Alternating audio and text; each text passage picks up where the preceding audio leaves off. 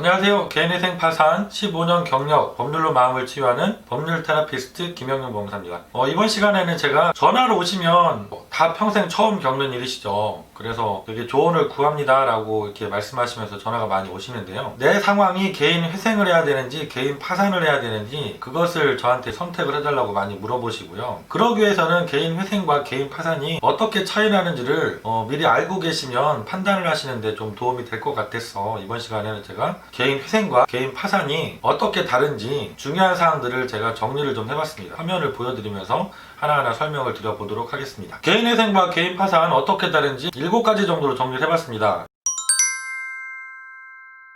첫 번째, 신청하실 때 내가 개인 파산을 신청하실 수 있는지 개인 회생을 신청하실 수 있는지 중요한 기준이 되는 것이 소득입니다. 그래서 그 기준이 되는 것이 최저 생계비라는 개념이 있습니다. 법원에서 매년 정하고 계신 생계비 개념인데요. 2020년 올해 같은 경우는 1인 가구는 105만원, 2인 가구는 180만원, 3인 가구는 230만원 이 정도 되죠. 이 금액의 이상의 소득이 있는 분은 개인 회생을 하실 수 있는 것이고, 소득이 없거나 그 생계비보다도 못한 소득을 갖고 계신 분은 개인 파산으로 신청을 하실 수가 있습니다. 그 의미는 개인 회생이라는 것은 내가 3년 동안 또는 5년 동안 법원에 매달 변제금을 일정하게 납부를 하는 제도이기 때문에 기본적으로 생계비보다 많은 소득이 있어야지, 그리고 정기적으로 일정한 소득이 있는 분이 신청할 수 있다는 기본 요건을 갖고 있기 때문입니다. 그래서 이게 애매하신 경우들이 많거든요. 내 소득이 우리가 그 생계비에 근접해 있는 분들이 상당히 많으세요. 이런 경우에는 다른 요건들도 검토를 해서 내가 개인 파산으로는 갈 수 없는지 판단을 받아보시는 게 좋습니다. 두 번째는 채무의 한도에 제한이 있는 것이 있고 없는 것이 있습니다. 개인 회생은 채무 한도에 제한이 있습니다. 모든 분들이 다 신청할 수 있는 것이 아니라 무담보 채무 같은 경우는 5억 원 이하여야 되고요. 담보부 채무는 10억 원 이하이신 분들만 개인 회생 제도를 이용할 수가 있습니다. 채무액을 넘어간다고 하면 개인 회생이 아니라 일반 회생이라는 제도를 이용하셔야 됩니다. 이에 비해서 개인 파산은 채무 한도에 대한 제한 규정이 없습니다. 그래서 금액이 얼마가 됐든 개인 파산 절차를 통해서 채무를 다 정리하시는 게 가능하십니다. 세 번째는 내가 개인 회생이나 파산을 진행하게 되면 과연 내가 가지고 있는 현재 재산을 유지할 수 있는지 이 부분입니다. 개인 회생은 재산을 유지하시는 게 가능하세요. 다만 청산가치 보장 원칙이라고 있어서 내가 재산을 유지하고 싶다고 하면 그 재산 이상을 변제를 해야 된다는 원칙을 지켜주셔야 됩니다. 그래서 재산이 많다고 하면 월 변제금이 커지는 그런 효과는 있죠. 이에 비해서 개인 파산은 재산을 유지하시는 것은 불가능하세요. 내가 현재 보유하고 계신 모든 재산이 파산 재단이 되어서 파산 관계인이 그 재산을 다 정리해서 채권자들한테 공평하게 배당까지 하고 나서 면책을 해주는 제도이기 때문에 재산을 유지하시는 것은 불가능하십니다. 예외적으로 재산을 유지할 수 있는 것은 민세집행법상 압류금지 재산, 대표적인 것이 소액임대차 보증금이죠. 그리고 법원에 면제재산 신청을 해서 면제재산으로 결정을 받은 재산, 이런 것들은 예외적으로 재산이지만 유지를 할 수는 있습니다. 그리고 네 번째는 채무에 탕감받는 범위가 다르다는 차이점이 있습니다. 개인회생 같은 경우는 우리가 매달 변제금을 3년 내지 5년 동안 법원에 납부를 하는 제도잖아요. 그래서 내가 변제금을 3년 동안 5년 동안 변제기간 동안 납부하고 그리고도 갚지 못하는 나머지 채무를 다 탕감받는 제도입니다. 일부 변제 후에 일부를 탕감받는 제도입니다. 이에 비해서 개인 파산은 내가 가지고 있는 모든 채무를 다 전액을 탕감받는 제도입니다. 물론 두 가지가 항상 그렇진 않습니다. 예를 들어서 내가 개인 회생을 신청했는데 변제율이 법정에서 정하고 있는 최저 변제율로 내가 95%를 탕감받아서 5%만 변제했다, 이런 경우가 있을 수 있겠죠. 근데 어떤 분이 개인 파산으로 신청하셨는데 이분이 일정 부분의 재산이 있거나 법원에서 문제가 되는 편파 변제행위 같은 것을 해서 일부 환수를 당하시고, 예를 들어서 채무의 10% 정도를 환수를 당하시고 면책 결정을 받았다.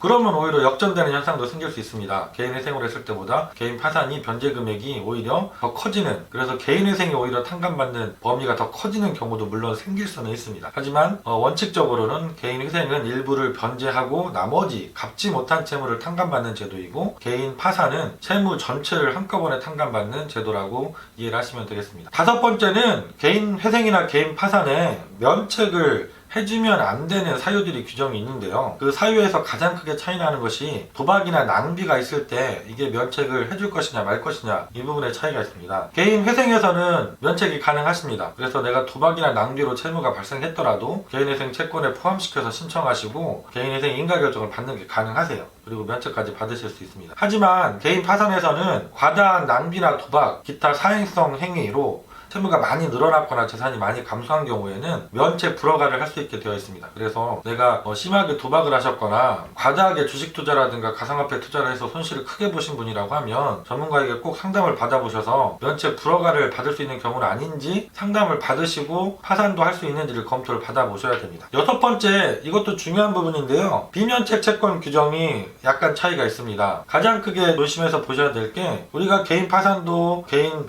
회생도 채권자 목록이라는 것을 법원에 제출하게 되어 있습니다. 내가 어디에 그 빚이 있습니다. 이것을 탕감해 주세요. 아니면 채무를 조정해 주세요. 이렇게 신청을 하시는 건데 이 목록에다가 내가 누락한 경우의 문제입니다. 개인 회생 같은 경우는 기재하지 아니한 청구권은 전부 다 비면책 채권으로 규정을 하고 있습니다. 면책을 못 받게 되어 있는 것이죠. 여기에 고의든 실수든 가리지 않고 목록에 기재를 안 했으면 무조건 다 면책에서 제외가 되어 있습니다. 이에 비해서 개인 파산은 악의로라는 문구가 들어가 있어요. 악의로 기재하지 아니한 청구권. 악의로라는 의미는 알면서도 고의로 이런 의미로 해석을 하시면 돼요. 그래서 내가 채무가 저 사람한테도 있다는 걸 아는데 일부러 누락한 경우에는 면책을 안 해주도록 되어 있습니다. 이것은 나중에 뒤늦게 내가 채권자 목록에서 누락된 채권이 있다는 것을 알았을 때 법률상 효과가 차이가 납니다.